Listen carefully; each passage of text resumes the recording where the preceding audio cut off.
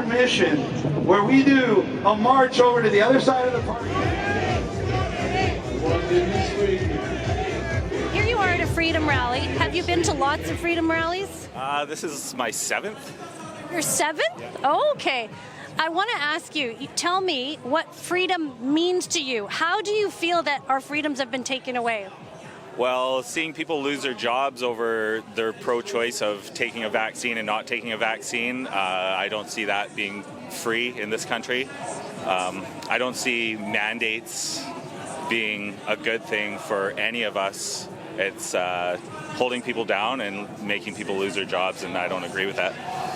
And what do you think that the government is doing? Like, what do they expect us to do in society? How do you feel about that? I think they just want us to crumble and do what they say and follow their orders. That's their motto, and I don't want to do that. I want to stand for my own personal choices and my own body autonomy, and that's what I stand for, and that's why I'm here every weekend. And what would you like to see change this year? This year, I would like to see all federal, provincial, all mandates dropped. I'd like to see all healthcare workers hired back.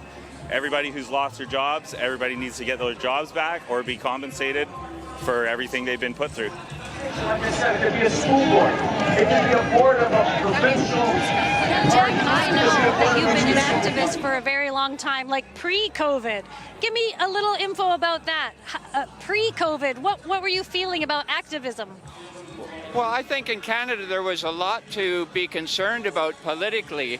You know, the erosion of our rights and freedoms basically from the 60s on. I witnessed it from birth, just a downfall of Canadian optimism and ability to buy a home or get ahead in life, and the oppression and the slavery. You talk about freedom. What is freedom? Well, I think freedom is an illusion.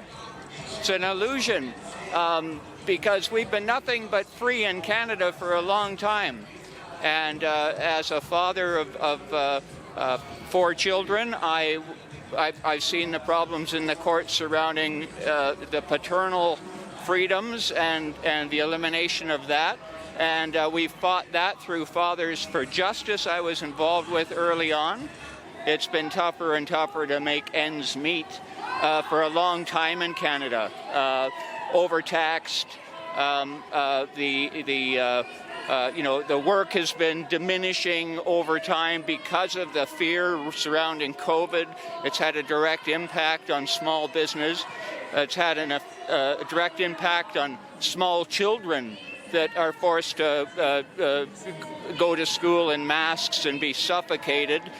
So yeah, there's a lot of problems and a lot of reason to be active and vocal to fight for the next generation. We've had it pretty good in Canada overall, but as I said, it's been a hidden oppressive system, an illusion of freedom. But now they're starting to say we're going to stick you with needles, we're going to mask you, mask our children, and it's dreadful. It's obscene to walk down the street and see little children in masks and their spirit suffering so. Like it's dreadful. It's dreadful to see that. Well, I'm a hell of a lot better than when I was locked up in there for 25 days. It was you that kick-started what I did, because I went to go find why the hell you were locked up. And guess what I found out? I was locked up. Nothing. Taken in cuffs by the RCMP to the Hopeless Center. Formerly called the Hope Center. But you gave us hope, and you gave me hope just because you started talking. I did. They didn't give me any hope. And they don't give people hope when they're in there. Did they put a mask on your child? No, you did, because you were afraid of the consequences. Did they close your business? No, you locked the door because you're afraid they're going to come for you. How has your freedom been impacted? What do you feel freedom means? Well, to start, I want to say that I moved here from Mexico. I thought that I was moving here to a better life after living in a dangerous country where we don't have much to do, right? So I invested 6 years and all my money and a lot of work and suffering to move here. to become permanent resident. And in the like a month after I became permanent resident, I lose all my freedoms because I cannot put the vaccine because I'm allergic to one of the components of the vaccine. I submitted my exemption, and since then I haven't heard from the government, and I've been scared of what's going on with me. My dad had surgery. I couldn't go to Mexico to see. I can't do anything. I was afraid to lose my job because I'm a realtor. So at the end of the day, I provide like a public service, right? So I was thinking, what is going to happen if the real estate council not allow us to work? What I'm gonna do?